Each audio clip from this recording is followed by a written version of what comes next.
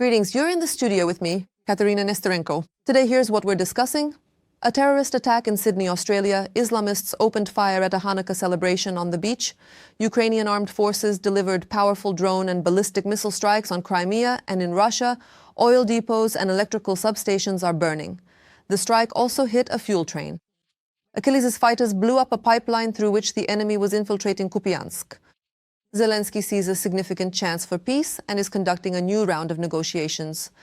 German Chancellor Merz compared Putin to Hitler, and Lukashenko released 100 even more prisoners, including Ukrainians, in exchange for lifting sanctions.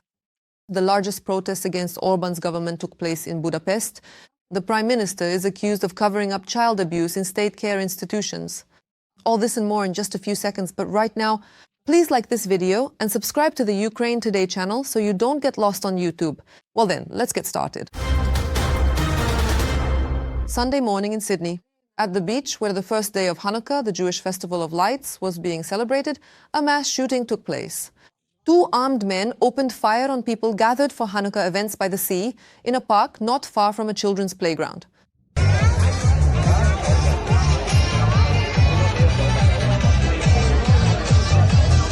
According to the New South Wales Police and international media, at least 12 people were killed, including one of the shooters, who was shot by police. About 29 more people were injured, among them children and police officers. The incident has been officially recognized as a terrorist act targeting the Jewish community. One of the shooters has been identified as 24-year-old Navid Akram from a Sydney suburb. A video is also circulating online showing an ordinary passerby heroically disarming one of the shooters by sneaking up from behind and grabbing the weapon.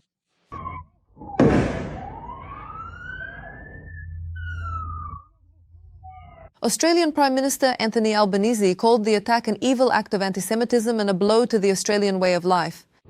And in Russia, it's just another night of stability. On the night of December 14th, oil facilities, substations and military sites were ablaze across the country and in non-occupied Crimea. The enemy was expecting Ukrainian ballistic missiles, and they got them.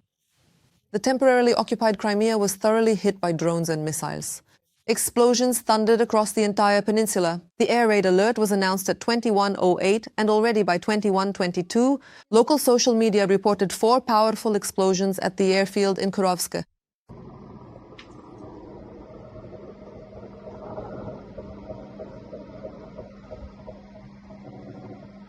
All evening, explosions thundered in Feodosia, Simferopol, Sevastopol, and other areas of the peninsula. Near occupied Simferopol, an oil depot was burning in the village of Bitumnoye.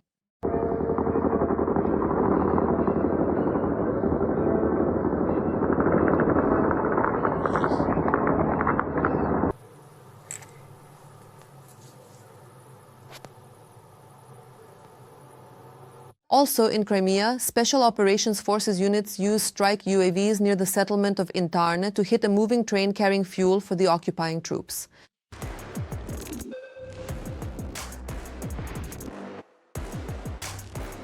An electrical substation in Jankoy was on fire. In addition, according to official data from the General Staff of the Armed Forces of Ukraine, 2 fuel and lubricant depots were hit on the territory of the temporarily occupied peninsula. And that's not all. Our soldiers struck 2 fuel and lubricant depots, a Kasta 2E2 radar station, and an expensive component for air defense systems, S-300, 300-400, the 96L6E radar station. The extent of the damage is being clarified. Social media reported that there was a drone threat in at least 13 regions of Russia. 4 Russian airports suspended operations. UAVs struck an oil depot in the city of Uryupinsk, Volgograd region. Storage tanks with petroleum products caught fire.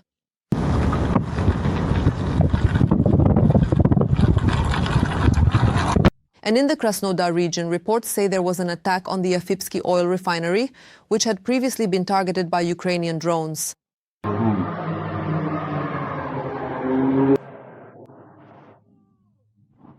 The city was covered at noon. It's pitch dark, damn it. Private houses have been completely cut off. But that's not all.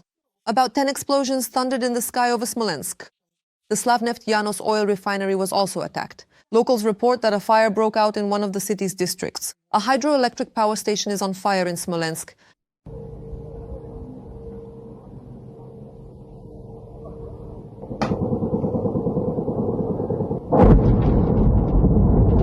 there were complaints about explosions in Tula and Shchekino.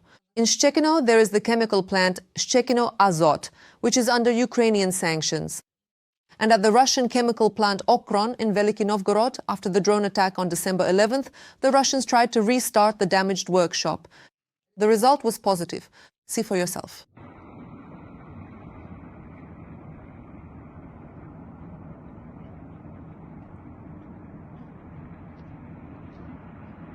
Overall, Russia claimed to have allegedly shot down 141 drones. However, after a tense night, some settlements were left without electricity. Reading the comments under previous episodes, I see that many of you are watching us from Kazakhstan, Moldova, Europe, and even the USA. We, Ukrainians, are very grateful for your support and proud to have such reasonable viewers. Let us know in the comments under this episode as well. Which country are you watching us from, and do people there support our fight against the empire of evil? I always enjoy reading your comments. And now let's continue. Up next is the most interesting part. It has become known about yet another war crime committed by the occupiers. Russian servicemen shot and killed 2 civilians in Kupiansk, Kharkiv region. This was reported on Facebook by Andriy Konoshevich, the head of the local district military administration. During questioning, one of the evacuees provided information about the shooting carried out by the occupying forces' servicemen. In a multi-story building on Stadiona Square, 2 residents of the city of Kupiansk, a man born in 1981 and an elderly woman whose identity has not been established, were killed. At the same time, there is also good news from the front. In Kupiansk, fighters from the 429th Separate Unmanned Systems Regiment, Achilles destroyed the gas pipe through which the Russians secretly entered the city. For this purpose, the defenders used Triton explosives. The enemy's key route is blocked. Details of the successful operation of the Ukrainian armed forces in the Kharkiv region, further in the story. Putin invited journalists to Kupiansk, but it was Zelensky who arrived. Today, the Kupiansk direction. Our soldiers here are achieving results for Ukraine. Despite the Kremlin dictator's statements, Kupiansk is under Ukrainian control, and our military continues to drive the occupiers out of the city. As a result of a successful operation, Ukraine's defense forces managed to clear the entire northwestern outskirts of the city of Russians. The enemy was completely cleared from the northwestern outskirts. That is, those groups that had infiltrated the wooded area, whose task was to find our artillery, locate our launch positions, and take control of logistics, were destroyed by the defense forces. According to Kartia, the remaining enemy forces in Kupiansk have been encircled. We're talking about 200 occupiers. In the course of the fighting, Kondrashivka, Radkivka and their surroundings were liberated, as well as several neighborhoods in the north of Kupiansk. And now the main thing, how the armed forces of Ukraine managed to carry out a successful operation. Yuri Fedorenko, commander of the Achilles regiment, whose unit carries out combat missions in the Kupiansk area, says that the operation lasted for half a year. At first, our soldiers stopped the enemy's advance in this direction, and then began to push Russian forces back. The Kupiansk campaign has been going on for more than a year now, and we have to admit that a little over 6 months ago, the enemy achieved partial success. They managed to reach the northern outskirts of Kupiansk, flank the city, infiltrate the forested area on the northwestern edge of Kupiansk, and even infiltrate the city itself. Importantly, not a single district or neighborhood of right bank Kupiansk was fully taken under enemy control. However, the enemy did infiltrate a significant number of their personnel from sabotage and reconnaissance groups. At the same time, the enemy was actively pressing on the left bank bridgehead. The enemy was tasked with capturing Kupiansk Lyubobrezhny and Kupiansk Uzlovoy by November 1, 2024. However, various military formations of the armed forces of Ukraine, the defense forces as a whole, and special forces units are actively repelling the enemy's actions on the left bank bridgehead. The Russians in the Kupiansk area have indeed been applying constant pressure to break into the city. The occupiers even used a gas pipeline. In Russia, they believe so much that this pressure would be enough that they ended up deceiving themselves. And in the Kremlin, yet another incident happened within 3 days. The Zapad group has liberated the city of Kupiansk. So that's it? It's all over, completely finished? To be precise, the city is under our control. But let's return to the efforts of the Ukrainian defenders. Ukraine's defense forces managed to turn the situation in their favor. This was achieved in part by cutting off the enemy's logistics. As a result, according to military political expert and territorial defense forces serviceman Oleksandr Musienko, the occupiers were left without reserves. The Russians tried to set up crossings over the Oskil River in various areas, but Ukrainian units destroyed them. This prevented the occupiers from advancing from the east. The enemy tried to restore the route, had some successes, but then it was cut off again. Fedorenko also confirms that the occupiers' route across the Oskil River was cut off. Logistical support for those among the enemy who were and are in Kupiansk began to be carried out by the enemy through the use of their drones. In turn, the enemy systematically attempted to destroy our logistics in this direction. This is a very difficult challenge for the defense forces because in order to supply their group of troops, the defense forces need to ensure logistics, deliver ammunition, deliver provisions, carry out medical evacuation, and perform all activities related to holding combat positions and providing logistical support for the bridgeheads. At present, there are a certain number of crossings, I won't specify how many, from the right to the left bank. They are constantly being attacked by the enemy. There are days when up to 50 guided aerial bombs hit the area of the crossings, in addition to enemy strike wings, drones on fiber optics, and the enemy also uses missile weapons. In this case, it is especially important to highlight the work of the engineering troops and other structural units of the defense forces who are tasked with guarding, defending those same crossings, and restoring them after the enemy delivers massive fire strikes. The operation continues as Russian soldiers are still present in the central part of the city. The defense forces locate and eliminate them. Russians suffer heavy losses in this direction due to coordinated efforts. This is thanks to the 2nd Corps of the National Guard, Kardia Armed Forces, Main Intelligence Directorate, Special Operations Forces, Security Service Alpha, CORD, Military Law Enforcement and Tactical Group Kupiansk. In total, from September 22nd to December 12th, 1,027 Russian servicemen have been eliminated, 291 have been wounded and 13 taken prisoner. More than 200 occupiers have been released from the city. All their attempts to break through the defense are repelled. Kupiansk is under fire control of the defense forces. The enemy's ground access is completely blocked. The operation was carried out under the direct control of the Commander-in-Chief of the Armed Forces of Ukraine, Syrsky, and the commander of the NGO, Pivnenko. At the same time, Nikolaevsky Vanek and Radio Liberty journalist Yegor Loginov write that the Kupin operation was conceived, planned and executed by the commander of the Joint Forces Group, Major General Mikhailo Dropati. Without additional reserves, existing forces and resources, against an opponent superior in almost every component. Dropati, who in May 2024 was urgently transferred to the Kharkiv region to stop the breakthrough of the Russian army from the direction of Vovchansk. And he stopped it. He was the one who led the liberation of Kherson region in 2022. And one more curious detail, or rather, a reason for Russian propagandists to throw a fit. When Zelensky visited Ukrainian soldiers in the Kupiansk direction, he was just over a kilometer from Russian positions and 500 meters from the gray zone, where fighting is still ongoing. what is the security situation like there? So that everyone understands what steps the president is taking to demonstrate to the whole world and to our strategic partners, in particular to the United States of America, the achievements of his people and the Ukrainian army. That area, you saw the protective nets in the president's address, is being actively shelled by enemy drones using fiber optics, which cannot be jammed by electronic warfare. Some types of enemy rocket and self-propelled artillery also reach that area. In other words, this is the Supreme Commander's boundless trust in the defense forces, and the tremendous ability of the defense forces to provide the president with the opportunity to show the world the real situation.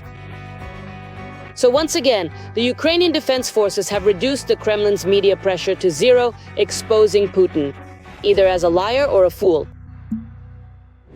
As for me, I never cease to admire the courage and heroism of Ukrainian soldiers. They are holding the front and standing up to a huge horde that vastly outnumbers them. That's why I urge you to support the armed forces of Ukraine, and if you can't do so financially, write them words of encouragement in the comments. Meanwhile, the President of Ukraine, Volodymyr Zelensky, is already in Germany. His visit includes a meeting with the American negotiation team. The main focus is on reliable security guarantees for Ukraine, so that the experience of the Budapest Memorandum and the Russian invasion will never be repeated. Representatives from the United States have also arrived in Berlin for another round of negotiations, aimed at reaching an agreement to end Russia's war against Ukraine. Earlier, Ukrainian President Volodymyr Zelensky stated that Ukrainian, American and European officials would hold a series of meetings in Berlin in the coming days. Most importantly, I will meet with President Trump's envoys, and there will also be meetings with our European partners, with many leaders, regarding the establishment of a foundation for peace and a political agreement to end the war. Well then, let's keep our fingers crossed and wait for official statements.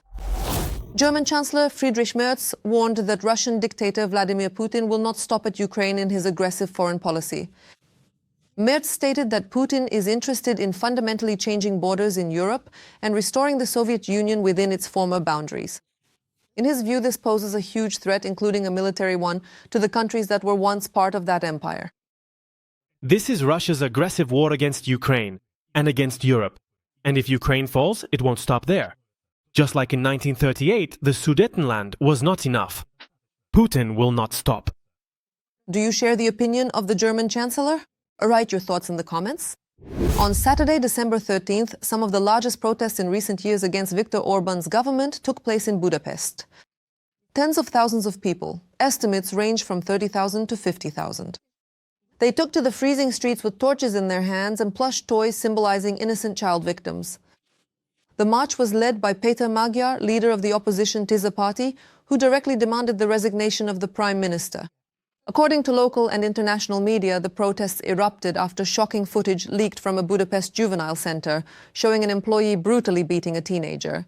Against this backdrop, Magyar released an internal report dating back to 2021, in which it describes widespread problems with violence in state child protection institutions. Hungary's Ministry of Internal Affairs has confirmed the authenticity of the document. The opposition claims that the government has preferred to remain silent and cover up these crimes for years. This is a major scandal that is seriously damaging Orban's ratings, especially ahead of the elections. And in fact, about how Orban is looking for ways to hold on to power, even if he loses the April elections. According to Bloomberg, Hungarian Prime Minister Viktor Orban is considering moving to the post of president. There is a high probability that Orban will lose parliamentary elections, united opposition, but he has no intention of giving up power. And all the details are in the report. Operation Eternal Power. 15 years as Prime Minister, but even that's not enough. Our victory in the elections is so big that it can be seen from the moon and even more so from Brussels. In Hungary, a political maneuver is being prepared that increasingly resembles the Russian scenario. Viktor Orban is a contender for the role of the second Putin within the EU. This is, in my considered opinion, a very complex and rather slippery issue. You absolutely cannot simply say that Viktor Orban can be entirely and unequivocally pro-Russian. It's much more nuanced than that. He has to be pro-Hungarian. And in fact, that's no coincidence. His ratings are falling because today he is seen as too pro-Russian. And in this sense, if Orban completely falls under Moscow's influence, it could further fuel the protest movement within the country. The turning point will be the parliamentary elections in 2026. According to polls, Orban's party could lose for the first time in many years. And this is exactly where the plan to rewrite the constitution and take the president's seat comes in. The reason, by and large, is just one. It's the desire to stay in power as long as possible. For what purpose? In order to steal as much money as possible. And in fact, simply keeping oneself in power is also enjoyable. It is quite possible that the new government will investigate the undoubtedly criminal offenses committed by him and his inner circle while they were in power.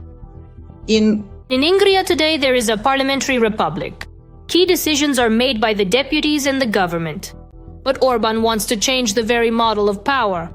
He wants to strengthen the role of the president so that he becomes the central figure. This is a matter for the parliament alone. So I think Orban might try to do this. That's why I say I have different questions arising. What will Brussels do in this situation? And what will the people do in this situation? Orban has long been a political ally of Putin, so the question of whether there is any influence or support from Moscow in this process remains open. What do you mean? It's not just that it will be involved, it's already fully involved in this scheme. Because Orban can't behave like this. Unless he has a plan for where he'll get the money from. So, of course, there will be a flood of Russian money and all sorts of Russian political strategists and propagandists will be there. And all that sort of thing. But what could this mean for Hungary itself? For Hungary, this will mean a sharp escalation of internal contradictions. And possibly a move toward mass protests that could turn into a revolution. If the ratings are falling, it means that Orban's position is not interesting to Hungarians. If Hungarians prefer a different stance, but Orban wants to forcefully break everything for everyone. Well, after all, this isn't Moscow, so to speak. And it's unlikely that Hungarians are ready to swallow all of this. A separate topic is Budapest's relationship with Kyiv. Ukraine is not an independent state. Ukraine is not a sovereign state. After all, you are not the ones holding Ukraine. It is the West that is holding it up. We are giving Ukraine weapons.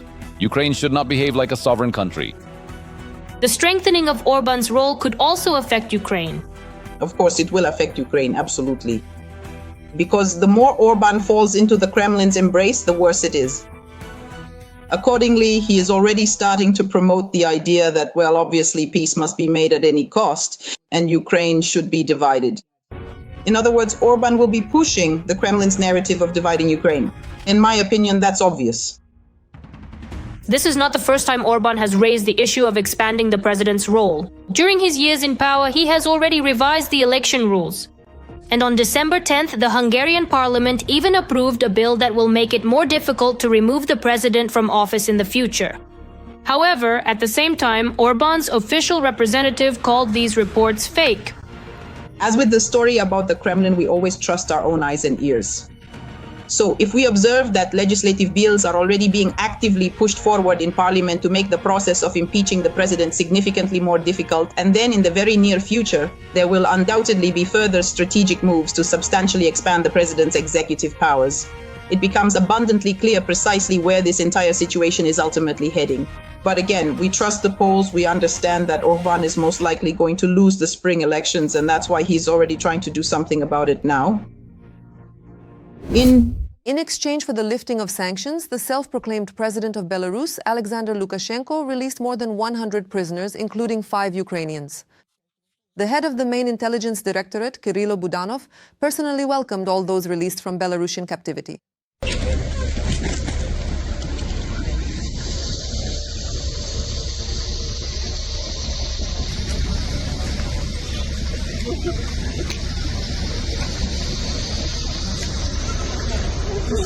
Let me remind you, it was recently revealed that the US is lifting sanctions from the Belarus Kaliji plant.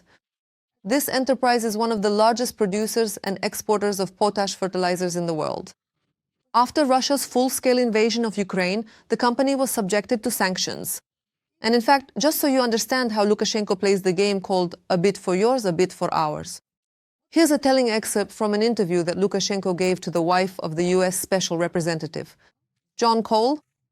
I am a staunch supporter of Trump.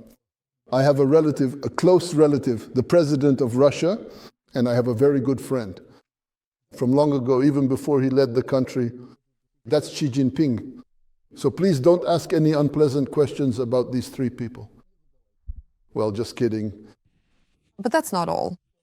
Donald Trump's special representative, John Cole, said in an interview with the Belarusian propaganda agency Belta that Lukashenko is giving Americans advice on what to do about the war between Russia and Ukraine. Your president has a long history of relations with President Putin and the ability to give him advice. This is very useful in this situation. They are longtime friends and have the necessary level of relationship to discuss such matters. Naturally, President Putin may accept some advice and not accept others, but this is a way to help the process. I'm curious, what do you think of all this mess? Write in the comments. It seems Putin has found himself a backup airfield in North Korea, building luxury mansions that could be prepared for him.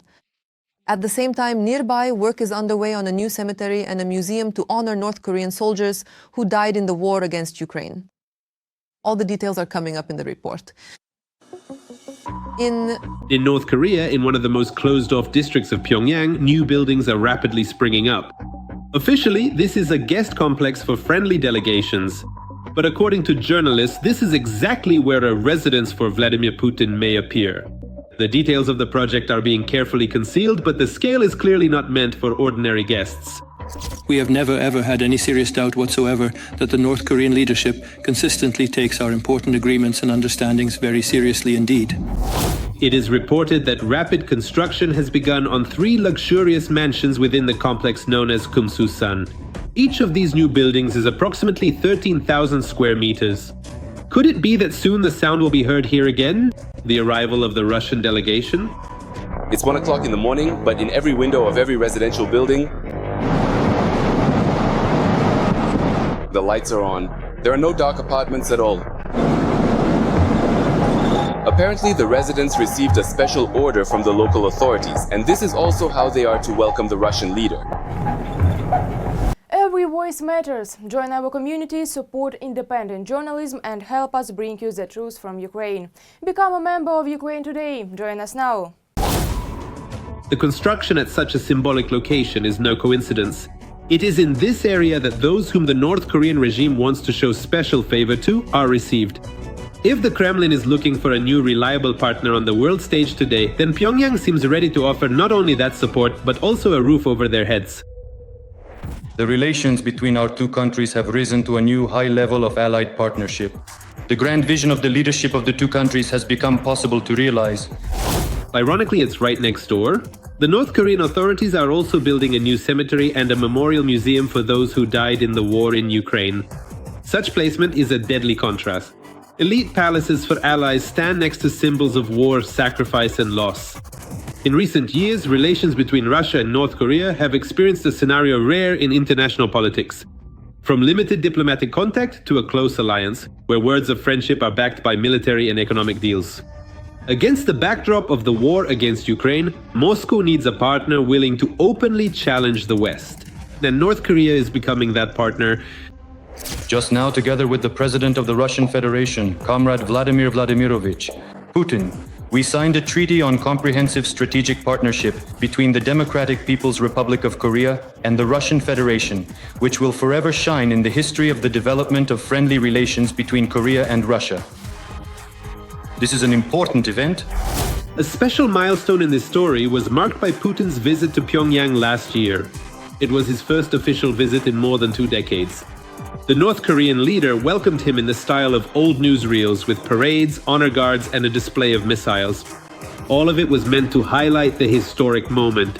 At that time, the two sides signed documents on strategic cooperation, which in effect formalized their alliance into a new political bloc. They are singing in a foreign language.